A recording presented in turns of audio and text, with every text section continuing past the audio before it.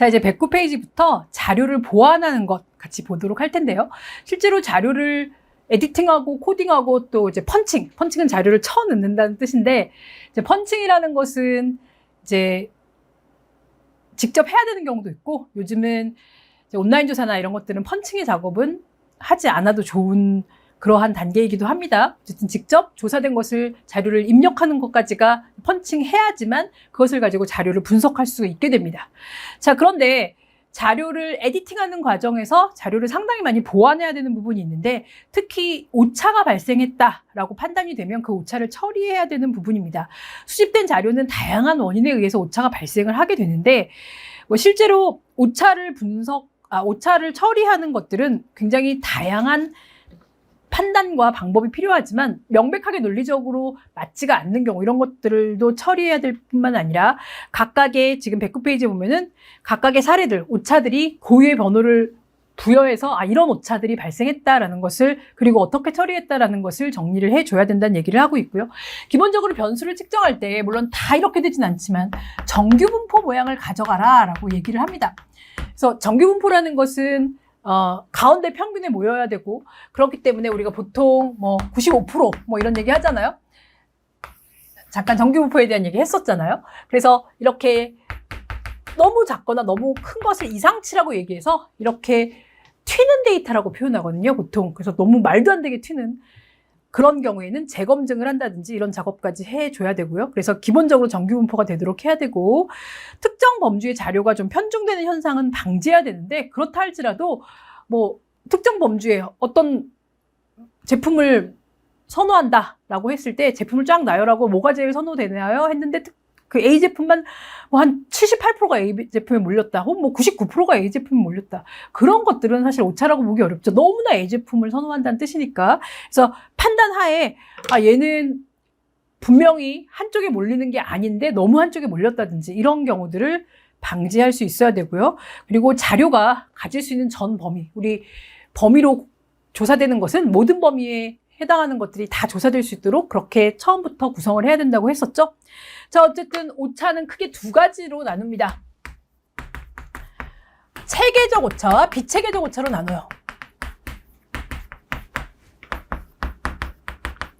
우리 바로 다음 장부터 나올 실험 설계 부분에서 보면 신뢰도와 타당도 이런 얘기를 할 때 체계적 오차는 타당도에 영향을 미치고 비체계적 오차는 신뢰도에 영향을 미친다라는 얘기를 합니다. 자, 그거와 마찬가지로 여기서도 체계적 오차와 비체계적 오차로 나뉘게 되는데, 사실 체계적 오차는 더 큰 문제죠. 모든 경우에 다 오차가 발생한 경우예요. 그래서 지금 109페이지 맨 밑에 체계적 오차 처리 방법에서 변수 간의 상관관계가 너무 높으면 통계적으로 문제가 발생하는 변수를 제거해야 될 수도 있고요. 변수의 역할을 구분해야 될 수도 있고 이런데, 얘는 모든 경우가 다 문제가 생긴 거예요. 그래서 보통 체계적 오차는 바이어스가 생겼다라고 얘기를 하는데요. 예를 들면 도구 자체가 잘못됐어요. 그러면 모든 변수가 다 문제가 되는 거잖아요. 그래서 그거를 제거할 수도 있어요. 그거는 좀 얘는 다 잘못 조사됐다. 그렇다면 그거를 분석해서 아예 제외하는 거죠. 그 문항을 전체 통으로 못 쓰는 거예요. 가장 쉬운 예를 보면 몸무게를 쟀어요. 몸무게를 쟀는데 저울이 망가진 저울이에요. 그래서 다들 3kg씩 더 나왔어요. 3kg가 더 나오면 화가 나죠. 그래서 이 몸무게 자료를 다 버려야겠다. 이렇게 하는 게 체계적 오차에 다시 재야겠다. 혹은 좀 다른 변수로 유출을 한다든지, 그냥 몸무게 자료를 그 숫자는 안 쓰고 키와 몸무게의 어떤 비중, 그냥 그것만으로 해서 이제 구별을 해서 쓴다든지 다른 방법으로 체계적 오차들을 처리를 해야 돼요. 그리고 우리가 처리를 할 수 있는 것은 사실은 비체계적 오차면 조금 조정이 가능한데, 비체계적 오차들이 발생을 하면 랜덤하게 무작위로 일부에서만 오차가 발생했다는 소리거든요. 그렇다면 이것은 몇 가지 방법이 있습니다. 그래서 지금 나와 있는 것처럼 순위화를 해라. 그래서 전체적으로 나온 자료를 모두 그냥 분석하는 것이 아니라 값의 크기에 따라서 그냥 순위를 붙여서 순서대로 분석을 하는 것. 그 다음에 사례를 그냥 집단화를 해서 오차가 있는 것도 있고 없는 것도 있는데, 그래서 대표적인 사례들을 분석하는 방법. 그다음에 도구 변수라는 말이 나오는데요. 도구 변수는 특정 변수는 오차가 너무 많아서 그 변수 안 쓰고 다른 상관관계가 큰 변수대로 변수를 다른 변수로 대체해서 쓰는데요. 뭐 어떤 경우가 있을까요? 예를 들어서 매출액은 조사가 잘 됐는데 기업의 뭐 연구 개발비가 조사를 했더니 막 엉망진창이에요. 너무 오차가 많아요. 뭐 이게 여기서 막 되게 말도 안 되는 금액이 나오거나 막 이러면 연구 개발비를 그대로 쓰는 것이 아니라 뭐 매출과 업종과 규모를 고려해서 이제 다른 변수로 대체해서 연구 개발비를 산출하는 방법이라든지 이렇게 도구 변수로 다른 변수로 대체를 해서 써라. 그대로 오차가 너무 많으면 그대로 쓰지 말아라 라는 것입니다. 자, 이제 오차 처리가 어느 정도 됐으면 이제 우리를 힘들게 하는 것은 결집값이죠. 무응답. 앞에서도 얘기했듯이 무응답을 그대로 살릴 수도 있어요. 뭐 9, 99, 뭐 999 얘는 무응답이야 라고 그대로 놔두는 경우도 많아요. 무응답 케이스가 많지 않으면 그대로 그냥 무응답은 빼고 분석해요. 뭐 500명 조사했는데 어떤 문항에서 한두 명이 응답을 안 했다. 그대로 놔둬요. 500명이나 498명이나 그게 그거라서 대체 잘 안 해요. 그런데 수집되지 않은 자료를 보완해야 되는 그런 경우도 꽤 있거든요. 그렇다면 보완하는 방법 지금 한 5개 정도 나오는데 제일 많이 하는 거 바로 평균으로 대체하는 거예요. 우리가 평균 대체라고 하는데요. 제일 흔하게 쓰는 거고 흔하게 쓰기 때문에 그거 말고 다른 방법 없어? 이런 공격을 가장 많이 받는 방법이기도 해요. 평균 대체법, 평균치 삽입법인데 평균치를 계산해서 누락된 무응답에다가 집어넣는 방법이죠.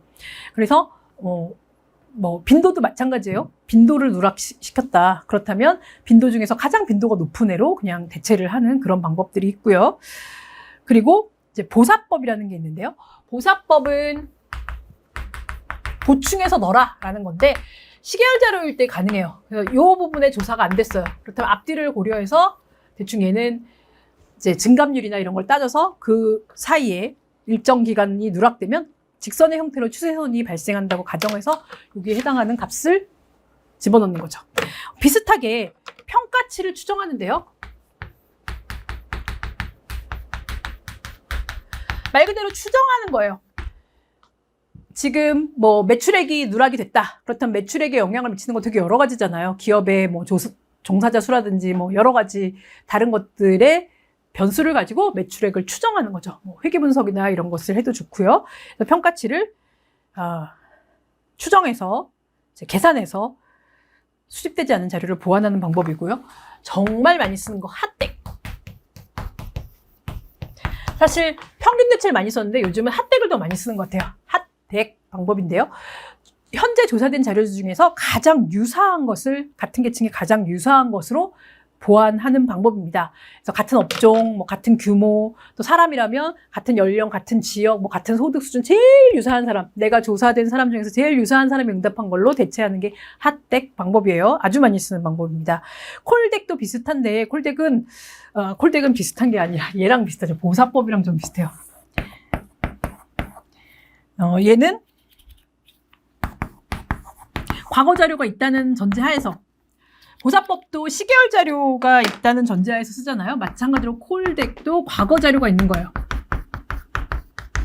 내가 응답한 과거 자료가 있다면 그 과거 자료 방법의 응답값으로 대체할 수 있는 그런 방법입니다. 그래서 핫덱은 보사법은 시계열 추세를 가정하는데 콜덱은 그냥 과거 자료로 가장 최근의 자료로 대체하는 방법입니다. 과거에 조사한 내용이 있었어야 되겠죠. 자, 이제 자료 분석을 하게 될 텐데 자료 분석에 대한 통계 분석 얘기는 또 한참 나오겠지만 자료 분석을 할 때는 기본적으로 컴퓨터 프로그램으로 집계를 활용하는 것이 일반적입니다. SPSS 가장 많이 쓰고요. 그래서 통계 분석을 할 수 있으면 가장 쉽게 우리가 내가 원하는 변수별로 그렇게 자료를 비교 분석하는 집계표를 만들어낼 수가 있죠. 기본적으로 자료 비교를 위해서는 빈도 분석을 제일 많이 합니다. 그래서 전체에 대해서 각 항목이 있어요. 예를 들어서 5점 척도로 뭔가를 조사했다. 그러면 전체에 대해서 각각의 비중이 나오죠. 얘는 10%, 얘는 15%, 얘는 뭐 30%, 얘는 20%, 그럼 얘는 얼마가 돼야 되나요? 25? 45? 맞죠? 이렇게 해서 100%가 되게 하는 합이 100%가 되게 하는 물론 행의 합이 100이 될 때도 있고 열의 합이 100이 될 때도 있어요. 그거는 표현하는 방법에 따라 달라요. 행 또는 열의 합이 100%가 되기 위해서 자료 비교를 위해서 보통 이제 단수응답인 경우에는 행이나 열의 합이 100%가 되는 것이고요. 전체 비율 말고 뭐 남자와 여자, 남자 여자 비율은 달라요. 어쨌든 남자는 뭐 여기가 5%, 뭐 20%, 40%, 15%. 아, 계산이 안 된다. 네. 그러면 뭐 30%인가? 아, 20%인가? 네. 60. 네. 뭐 이렇게 바뀌는 거죠. 그렇죠? 쉽게 해야겠다. 뭐 이렇게. 여자는 뭐 이렇게 됐다. 어쨌든 각각이 100%가 되죠. 전체 비중은 어떤데 남녀는 이렇게 다르더라. 그래서 어떤 부분에 차이가 난다라는 것을 보통 비교를 해주게 됩니다. 상대적인 크기를 비교를 하게 되죠. 그래서 분류된 분류 변수별로 이제 응답 비중이 다르다, 뭐 평균이 다르다 이렇게 얘기할 수 있고요. 자, 그런데 비율을 잘못 활용하게 되는 경우는 비율의 평균 문제인데요. 기본적으로 뭐 알고 계실 거라고 생각하는데 평균은 표본수에 따라서 가중평균을 내야 되죠. 예를 들어서 남자는 100명 조사하고 여자는 200명을 조사했어요. 남자는 찬성이 50%고 여자는 40%예요.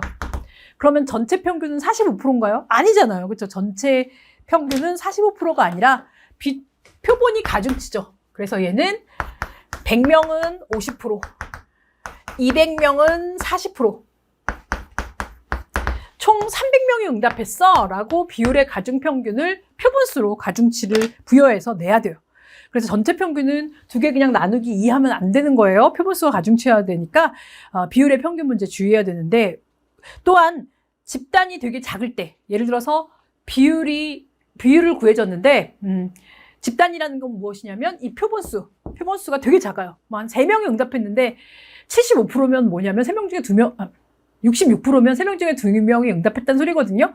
그럼 과반수 이상 찬성이야 라고 생각할 수 있지만 표본수가 너무 작아요. 그래서 그럴 때 주의해야 된다라는 얘기를 하고 있어요.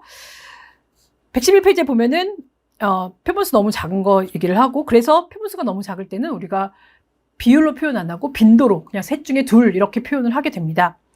그리고 특정한 수치 대비 증가율이나 감소율은 너무 숫자가 커질 수도 있죠. 그래서 그런 부분에 대해서도 좀 주의해야 된다라는 얘기를 하고 있고요. 112페이지도 보면은 이전 대비 가치가 감소한 경우는 마이너스 부호를 붙이는 경우도 있는데, 보통은 그냥 그 비율로서 뭐 얼마가 감소했냐라고 했을 때 이전을 100으로 본다면 지금은 30, 그럼 70%가 감소한 거잖아요. 70이 감소한 건데 마이너스 70보다는 그냥 30 이렇게 쓰는 게 더 부호를 헷갈리지 않게, 그러니까 플러스와 마이너스를 숫자를 번갈아 쓰는 것이 그렇게 좋지 않다라는 얘기를 하고 있어요. 생각보다 이 부분에 오류가 되게 많이 나요. 그래서 아예 이제 몇 프로 감소 이렇게 쓰는 게 좋지, 그냥 마이너스 30% 이렇게 쓰는 것보다는 그냥 뭐 70% 감소 이렇게 쓰는 게 더 좋다는 의미예요. 그래서 숫자 자체는 부호를 동일하게 가는 게 좋다. 자, 이제 분석을 하기 위해서 우리는 보통 변수가 몇 개냐라고 할 때 단일 변수를 분석할 수도 있고요.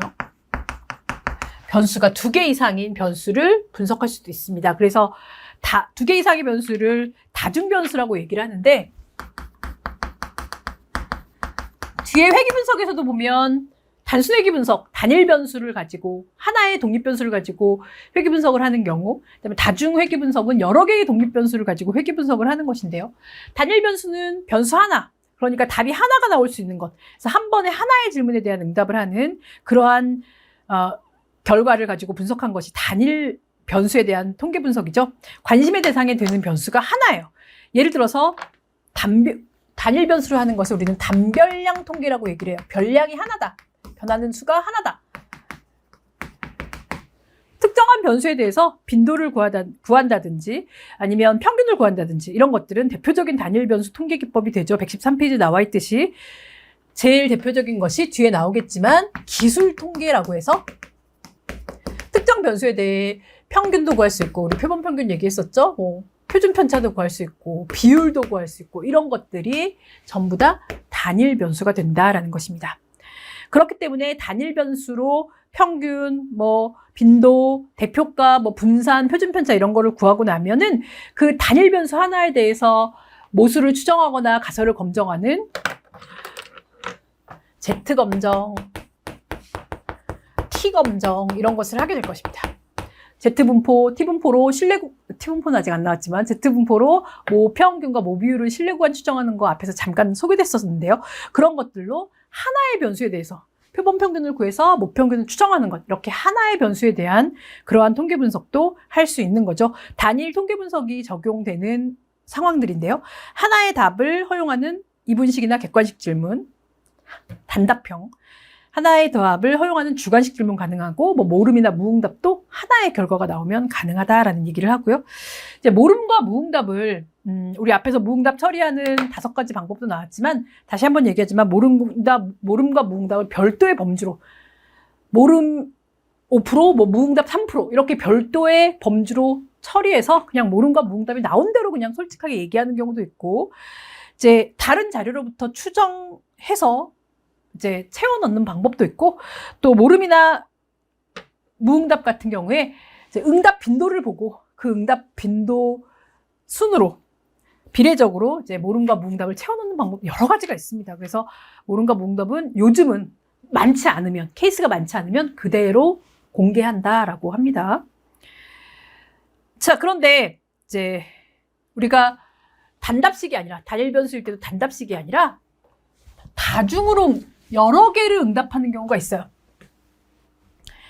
그래서 114페이지에 보면은 다수의 응답을 이용하는 주관식이나 객관식 질문은 어떻게 처리할 것인가. 다수의 응답 설문은 가상 설문으로 재해석될 수도 있다. 무슨 얘기냐면, 우리가 다음 중 해당하는 것을 모두 골라라, 이런 경우도 있고, 1, 2순위를 골라라, 이런 경우도 있었잖아요. 다중으로 응답하는 경우에는 해당하는 것을 모두 골라라 하면은 하나도 없는 경우, 하나가 있는 경우, 2개가 있는 경우, 3개가 있는 경우 이렇게 나오겠죠. 이 빈도도 중요한 정보일 수 있다는 겁니다. 그래서 보통 일반적으로 우리가 다수의 응답 질문을 했을 때는 그 집계된 결과, 가상 질문을 통해서 이 집계된 결과에 분석을 추가로 한다든지 이런 것들이 가능하다라는 것이고요. 비율의 합계는 100%가 아니겠죠. 하나만 응답하는 게 아니라 여러 개 응답하면, 1, 2순위는 어떻게 해서 1, 2순위 다 응답하면 200%예요, 200%. 한 사람당 2개씩 답을 하니까. 그래서 지금 다수의 응답 범주를 선택할 때는 지금처럼 하나도 응답하지 않은 사람, 하나만 응답한 사람, 여러 개 응답한 사람을 가상적으로 더 구별해서 이제 제시해주는 경우도 있다라는 얘기를 하고 있고요. 그 다음에 가장 빈번한 조합, 예를 들어서 1, 2순위를 했는데 우리가 물론 1순위로 응답 비중, 또 1 플러스 2순위로 1순위와 1 플러스 2순위 응답 비중을 같이 보여주기는 해요. 그런데 가장 빈번하게 사람들이 조합되는 거, 이렇게 1순위와 1 플러스 2순위 하면 어느 쪽이 가장 비중이 높은지를 파악할 수도 있고, 만약에 순위가 아니라 그냥 중복, 여러 개를 다 해라 그러면은 어떤 중복이 이루어지냐, 이 중복의 비중을 알 수가 있는 거죠. 어떻게 사람들이 선택하는가 하는 것들을, 가장 일반적인 조합이 무엇인가를 파악할 수 있다라는 것이고요. 근데 보기 문항이 너무 많아지면 사실 중복 분석이 쉽지는 않죠. 일반적으로 우리가 다수 응답을 하는 경우에는 응답자를 기준으로 비중이 얼마냐를 그렇게 표현하는 게 일반적인데, 그렇지 않고 114페이지에 응답자 수가 아니라 선택된 보기의 총수, 그러니까 보기 문항의 총수로 100%를 만드는 거예요. 응답자 중심으로 하면 1순위는 57%, 1 플러스 2순위는 83% 이렇게 되고, 어쨌든 중복이 이루어진다면 100%가 넘게 돼요. 해당하는 항목을 응답자 수로 하면 A, B, C라는 걸 모두 해당하는 거 고르세요. 그러면 A는 57%인데 B는 34%고 C는 75%다. 내가 해당하는 거 다 선택했더니 이렇게 된단 말이죠. 근데 이렇게 응답자 수를 기준으로 퍼센트를 하는 것이 아니라 보기 문항에 나온 보기 순서대로, 얘는 75개에 34개, 57개가 나왔다면 그거를 전체로 해서 100% 기준으로 해갖고 퍼센트를 비중을 보여주는 응답 분포 방식도 가능하다라는 것입니다. 그래서 응답자 수를 중심으로 몇 퍼센트의 응답자가 응답했냐라는 것을 보여줄 수도 있지만 결과 나온 개수, 이 보기 선택된 개수를 쫙 늘려서 그거를 100%로 해서 그 비중을 보여주는 응답 분포 방식도 있다라는 거. 자, 그 다음에 우리는 많은 경우에 다중변수 분석을 해야 돼요. 다중변수는 2개 이상의 변수의 관계를 분석하는 방법입니다. 그래서 우리가 다중변수는 대표적인 것이 이별량 분석이죠. 말 그대로 X와 Y의 관계, 2개의 변수의 관계를 분석하는 방법인데요. 제일 대표적인 것이 기본 테이블로 얘기하는 크로스 테이블, 교차 분석이라고 115페이지에 나와 있어요. 그래서 아까도 보면 남녀라는 변수, 성별과 성별과 만족도, 이런 거. 그러면 성별 만족도라는 2개의 변수에 대해서 분석을 하게 되는 것이죠. 그래서 변수를 어떻게 결합할 것인가라는 것이 되게 중요한데, 사실 이제 우리가 일반적으로 분류 변수를 얘기할 때는 그 분류 변수와 해당 문항을 크로스해서 크로스 테이블로 보여주는데, 나는 성별로 차이가 있을 것 같아서 성별이라는 분류 변수를 설정했지만 실제로는 별로 큰 의미가 없을 수도 있으니까 또 인과관계가 있을 것으로 보이지만 실제로는 인과관계가 안 나타날 수도 있고, 그래서 두 변수를 어떻게 이별량으로 결합해서 관계를 볼 것이냐 하는 것도 굉장히 중요하다라는 것이고, 해도 의미 없는 관계가 있다고 나오지 않을 수도 있다는 거. 자, 이별량을 포함한 사실 다별량 분석이라 하면 이별량을 포함하지만 이별량 제외하고 다별량 분석을 얘기할 수 있어요. 원래 다별량 분석이라고 하면 이별량 포함입니다. 2개 이상의 관계를 파악하는 것인데요. 다별량 분석은 굉장히 다양하게 적용될 수 있다라고 되어 있어요. 116페이지에 이제 앞으로 우리가 뒤에서 해야 될 그 다별량 분석의 유형들이 나오는데, 변수 간의 종속관계, 그 얘기는 독립변수와 종속변수가 정해져 있어요. 그래서 다별량에서 독립변수와 종속변수의 역할이 명확해요. 그러면 독립변수는 X, 종속변수는 Y라고 보통 놓는데, 이 X가 여러 개일 수도 있죠. 그렇죠? 대표적인 거 뭐 있나요? 바로 회귀분석. 제일 많이 얘기되는 그것 이외에 카이제곱 분석, 분산 분석, 전부 다 독립변수와 종속변수의 역할이 구별되어 있어요. 판별 분석도 그렇고, 그다음에 로짓 분석이라는 거는 사조사 2급에는 잘 나오지 않지만, 컨조인트 분석 같은 경우에는 이제 중요 속성대로 대안을 고르는 그러한 분석이고요. 또 변수가 누가 원인이고 누가 결과인지 모르지만 상호 관계에 대한 분석에 대한 그런 다별량 분석 있죠. 요인 분석, 군집 분석, 다차원 분석, 상관관계 분석 같은 경우도 사실은 원인과 결과를 알지는 못해요. 2개의 상관관계가 있냐 없냐를 분석하는 방법이긴 합니다.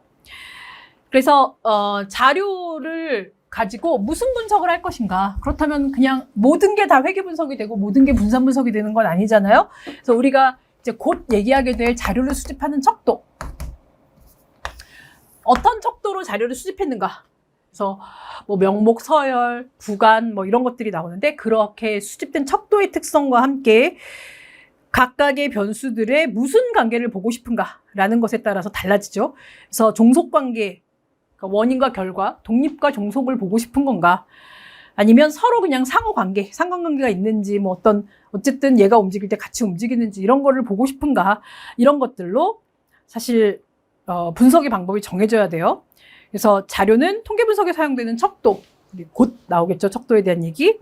척도의 종류에 따라서 자료가 수집되는 게 달라지니까요. 그렇죠? 그래서 명목 척도로 수집됐냐, 비율 척도로 수집됐냐, 이런 거에 따라서 분석할 수 있는 방법이 달라지죠. 예를 들어서 곧 나오겠지만 등간이나 비율 척도로 수집돼야지만 평균을 구할 수 있어요. 명목이나 서열 척도는 평균을 구할 수 없거든요. 그래서 그런 것들로 이제 자료의 척도가 무엇이냐라는 것. 또 내가 구별하고자 하는 집단의 수도 나오네요. 117페이지에 보면은 집단이 몇 개냐, 구별되는 집단이, 분석의 대상이 되는 집단이 2집단이냐, 그냥 2개 집단이냐, 혹은 3개 이상이냐. 그래서 2개의 집단이면 T검정으로 차이 검정을 하는데 3개 이상이면 분산 분석을 해야 된다든지, 이렇게 각각의 집단 수에 따라서도 또 분석 방법이 달라지게 되죠. 뭐 분사 분석은 F 검정을 하게 됩니다. 또 표본도 두 개의 집단이라고 해도 독립표본인지 또 대응표본인지 이런 게 독립표본 T검정, 대응표본 T검정 이런 것이 달라지겠죠. 그 다별량 집계를 할 때는 어쨌든 변수가 여러 개가 있을 때 어떻게 묶을 것인가에 따라 달라진다. 지금 실제 조사에서 소득, 가족 규모, 소비량 이렇게 되어 있는데 소득 수준별 소비량, 가족 규모별 소비량 이렇게 묶어서 분석을 할 것이다 라는 것이고 복잡할수록 좋지 않아요. 그래서 너무 이거를 뭐 우리가 이별량 분석이 아니라 나는 더 많은 변수들 간의 관계를 막 보고 싶다. 그렇게 하는 것이 사실은 더 혼란을 야기시킬 수 있기 때문에 가장 이제 적절한 그 분석에서 어떤 변수를 가지고 분석할 것인가, 어떻게 결합시킬 것인가 하는 것들은 이제 실제로 목적에 따라서 잘 조절을 해야 된다라는 것이 핵심입니다. 우리 분석에 대한 얘기는 통계 분석에서 또 하나하나 나올 거니까 그때 또 보기로 하겠습니다. 자, 이제 3절에 나오는 106페이지로 가서 이제 어떤 문제들이 나왔는지 정리하면서 우리 이번 장을 끝내기로 해요. 106페이지에 보면은 수집된 자료의 편집 과정에서 주의할 사항과 거리가 먼 것을 물어보고 있어요. 자, 자료를 편집하는 데 있어서 전체 자료에 대해서 일관성을 유지하면서 수행돼야 된다. 당연한 얘기죠. 이런 거는 외우지 마세요. 보면 틀린 게 보인단 말이죠. 예를 들어서 2번 같은 경우 보면 코드북이라고 하는데 코드북은 무엇이냐면 이 코드들 뭐 01 코드, 02 코드, 03 코드 주관식 문항 주관식 응답을 코드화해야 된다고 했잖아요. 그렇다면 당연히 01은 뭐에 대한 내용이고 02라고 붙인 것은 뭐에 대한 내용이고 이런 걸 설명해 놓은 것이 코드북입니다. 그렇다면 코드북의 내용은 문자로 입력된 변수들을 포함해서는 안 된다? 자, 코드북은 결국 문자로 입력한 것을 코드로 만드는 거잖아요. 그래서 1번은 뭐 예를 들어서 뭐 식당에 우리 앞에서 설명한 것처럼 식당에 대해서 불만족하는 이유를 이제 식당의 맛, 음식의 맛에 대한 것이다. 그렇다면 음식의 맛에 대한 불만들을 01번이라는 코드로 묶었다. 2번은 종업원의 친절도와 관련된 종업원이 불친절하고 뭐 어쨌든 종업원에 관한 걸 내가 2번 코드로 붙였다. 이렇게 해서 문자에 대한 설명을 코드북에다가 써줘야 되죠. 그래서 2번이 틀렸습니다. 개방형 응답 문항은 코딩 과정에서 다양한 응답이 분류될 수 있도록 사전에 이제 탈리나 이런 것들로 대략 몇 개나 되는지 처리를 좀 해줘야 되고 완결되지 않은 응답은 응답자와 다시 접촉해서 그러니까 다시 전화나 뭐 이런 걸로 해서 완결을 하거나 아니면 결칙지 처리를 해야 된다라는 얘기 다 적절한 얘기죠. 107페이지 문제 볼까요? 개방형 질문. 객관식 아니라 주관식이라서 코드북으로 코딩을 해줘야 되는 그러한 질문입니다. 응답자들의 모든 가능한 의견들을 얻어낼 수 있는 장점이 있죠. 탐색조사를 하려는 장르에서 유용하죠. 응답 내용의 분류가 어렵습니다. 그래서 자료의 많은 부분에서 분석에서 일부는 제외되기도 한다라고 하는데 사실 이 말이 맞는지는 잘 모르겠지만 일단 4번을 읽어보죠. 더 안 좋은 거. 질문에 대해 중립적인 입장을 가진 사람만을 대상으로 조사하는 거예요. 그렇진 않아요. 그런데 중립적 입장을 가진 사람만 조사하더라도 극단적인 값이 나오기 쉽다. 이거는 뭐 명백하게 그렇지 않죠. 그래서 중립적인 입장만 가진 사람을 조사하는 것도 아닐 뿐더러 보통은 이제 내용 자체가 극단적인 내용만 나오는 것도 아닙니다. 그래서 얼마든지 중립적인 의견도 나올 수 있고 그래요. 그래서 4번이 가장 적절하지 않습니다. 자, 108페이지 문제 볼까요? 다음 중 결칙 자료, 미싱 데이터의 처리 방법으로 가장 적합하지 않은 것 1번. 유사 사례를 추출해서 그 사례에 기초된 내용을 대체한다. 그래서 가장 비슷한 사례로 대체하는 뭐 핫텍 방법 요즘 많이 쓴다고 했어요. 결칙된 변수의 평균값을 대체해서 사용하는 평균 대체법 좋죠. 난수표에서 변호를 추출해서 그 점수를 대체해서 사용한다. 그래서 뭐 랜덤하게 추출하는 건데 사실 이거는 조금 위험성이 있어서 이 방법은 많이 쓰진 않지만 뭐 쓸 수 있는 경우가 있으니까.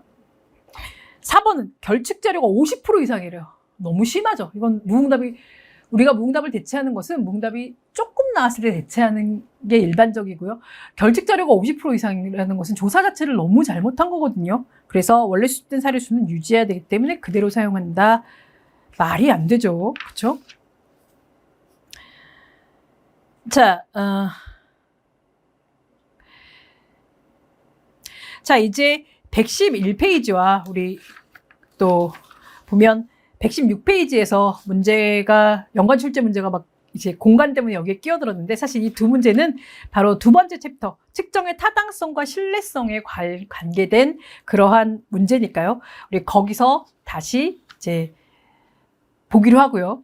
뭐 사실 크게 어려운 문제 아니니까 이제 그 뒷부분에 척도 얘기를 하면 앞부분에서 그 문제는 쉽게 풀 수 있을 것 같으니까 그 부분 넘어가기로 하고, 이제 우리는 새로운 챕터인 두 번째 챕터를 가게 될 텐데, 측정을 이제 본격적으로 합니다. 그렇다면 타당성과 신뢰성 얘기를 해야 되고, 그러기 위해서는 우리가 실험에 대한 얘기를 해야 돼요. 그래서 실험법은 목적이 인과관계 조사가 목적인데, 그 인과관계 조사를 하기 위해서 실험의 타당성, 신뢰성, 뭐 외생 변수 얘기까지 다 들어가는 아주 중요한 장이라고 할 수 있죠. 그래서 조금 쉬고 중요한 두 번째 장 들어가 보도록 하겠습니다.